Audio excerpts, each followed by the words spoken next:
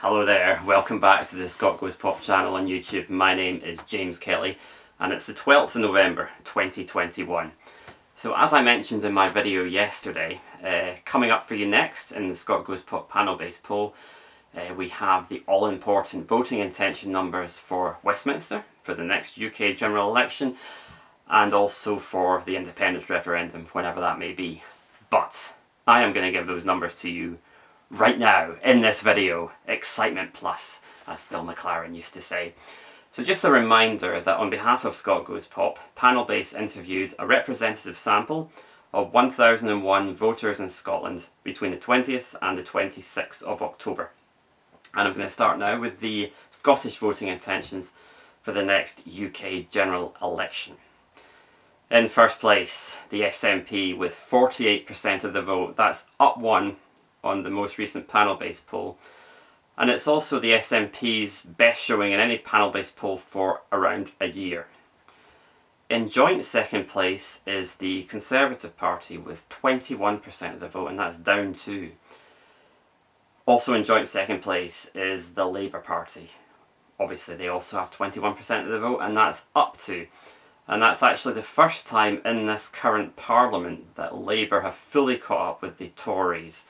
And obviously that can probably be explained by Boris Johnson's plummeting popularity and maybe by some of the corruption scandals, although I'd have to check how those dates match up with the field work of the poll.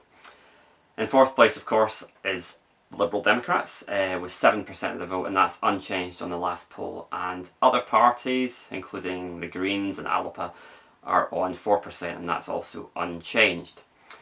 So, seats projection now, and this is slightly complicated because of course the boundaries may be changing, probably will be changing to reduce the number of Scottish seats at Westminster. So we've got 2 sets of seats projections, one based on the current boundaries and the other based on the proposed new boundaries. So on the current boundaries, this poll would mean that the SNP would win 55 seats, that's up 7 on December 2019. The Conservatives would win only 3 seats, that's down 3. That's the nature of first past the post. Their vote is only down a few percentage points, but they're losing half their seats.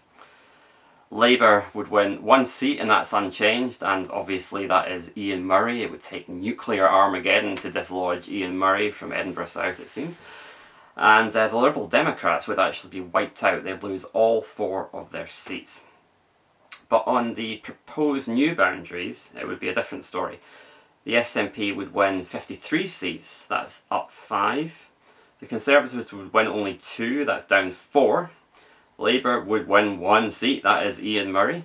And the Liberal Democrats would actually hold on to 1 seat, although that's still down 3, still a terrible result for them.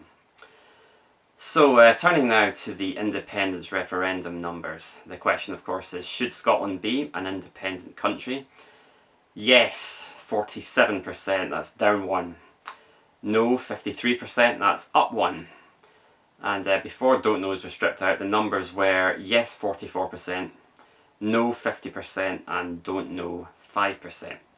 So not a fantastic result, but nothing disastrous either. It's just margin of error changes. 1% down on the previous poll for yes, and actually the last 2 Panelbase polls have both shown yes on 48%, no on 52%. Because that's just margin of error changes, the likelihood is that nothing has changed at all. It's just margin of error noise in all likelihood. So that brings you up to date with the voting intention numbers, but I do have several more questions in the poll to come. And also I'm going to put out a blog post with these results, the ones you've just heard, because obviously some people are videophobic and will want to read the result rather than just hear it.